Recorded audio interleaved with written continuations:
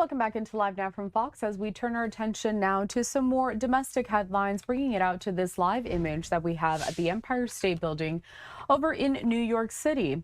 New evidence in the Luigi Mangione state case released over the weekend, just as he makes his return to court today as the evidence suppression hearing continues. It was postponed Friday because Mangione was sick.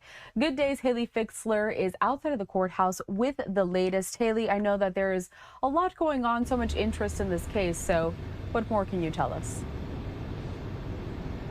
A lot going on, Corral. Good morning. And of course, the suppression hearing is happening because the defense is claiming that some of the evidence in the Mangione case here at the state level was obtained illegally. And so that is why, again, that we're having that suppression hearing. Meanwhile, on Saturday, the courts did release some new photos of evidence collected during the investigation. So let's take a look at some of that. There is a folding knife. You can see a photo here that officials say was in Mangione's pockets. There's also a Greyhound bus ticket in the name of Sam Dawson. Investigators say that that is one of Mangione's aliases. Now, we also got a glimpse of what appears to be a handwritten to-do list with the word survival kit on the bottom corner. And that list also includes words like Best Buy, USB, and digital cam, and then they're all crossed out. There's also a photo, some photos of these clothes that investigators say Mangione wore at the time that they believe he shot and killed UnitedHealthcare CEO Brian Thompson over a year ago in Midtown Manhattan. This is what a criminal defense attorney says about all of this.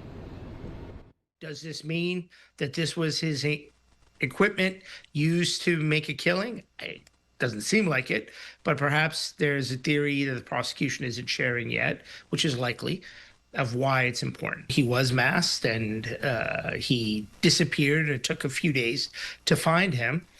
If there is evidence, forensic evidence, that matches up to his DNA on these clothes, and again, if there's residue on the clothing which matches the type of firearm used to kill the UnitedHealthcare executive, then yeah, it could be very important evidence.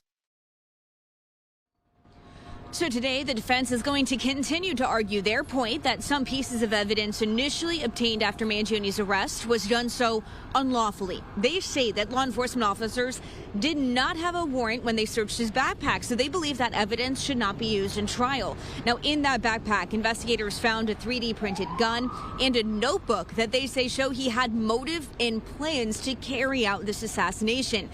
Mangione's legal team is also claiming that he was not read his Miranda rights until about 20 minutes after police came up to him, so they want everything he said up until that point to be thrown out. Now, court is set to start again at 9:30 this morning, and again, it's important to remember this is just the state case. A federal judge will listen to arguments about whether or not this evidence can be used in the federal case in a hearing that begins on January 9th. Live in Lower Manhattan, Corral, back to you. All right, Haley, thank you so much for that update. We'll keep an eye on anything that happens at that court hearing today. You take care.